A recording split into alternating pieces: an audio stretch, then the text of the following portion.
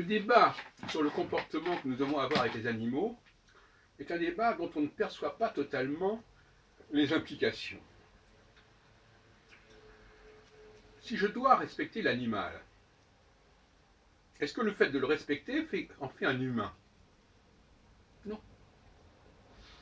Donc demander que quelqu'un soit respecté ne fait pas de cette personne ou de cet être un humain. Si je dois respecter le mode d'emploi d'un objet, d'une machine, est-ce que ça en fait un humain? Non. Donc le fait de respecter l'autre dans son mode de fonctionnement n'en fait pas un humain. Autrement dit, il y a là une sorte de paradoxe, c'est que si on veut ouvrir aux êtres non humains une certaine façon de se comporter avec eux, la frontière entre ce qui est humain et ce qui n'est pas humain s'estompe, ipso facto. Est-ce qu'on a réfléchi à cette implication? Il ne me semble pas. C'est un paradoxe assez inquiétant, mais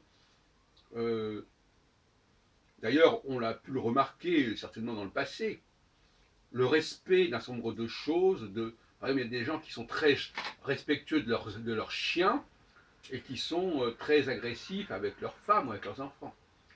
Donc la notion de respect, la notion de volonté de comprendre l'autre, d'en respecter le mode de fonctionnement, n'est pas du tout la preuve d'une humanité, à moins d'intégrer tout ce qui est animal, tout ce qui est mécanique dans l'humanité.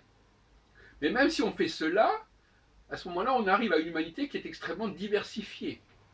Et donc on est obligé malgré tout de faire des distinctions.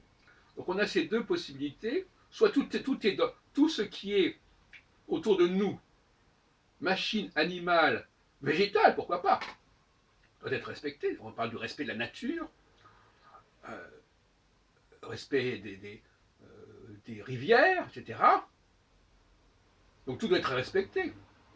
Mais à partir de ce moment-là, se repose la question de hiérarchiser tout cela, pas sur le plan du respect, au sens strict du terme, c'est-à-dire respect de l'autre comme qui a un certain mode de fonctionnement et qui doit être respecté dans sa vitalité, dans sa viabilité. Mais à ce moment-là, on retombe dans la question de la hiérarchie sociale. Et dans la hiérarchie sociale, il y a des strates, il y a des stades, il y a des castes, et cela doit être également respecté. Donc le respect social, le respect de la hiérarchie sociale, c'est une chose. Le respect de tout ce qui nous environne, tout ce qui est humain, animal, mécanique, etc. Et à ce moment-là, la question est de savoir où est la femme. Je ne dis pas que la femme n'est pas humaine, mais à quel niveau se trouve-t-elle socialement?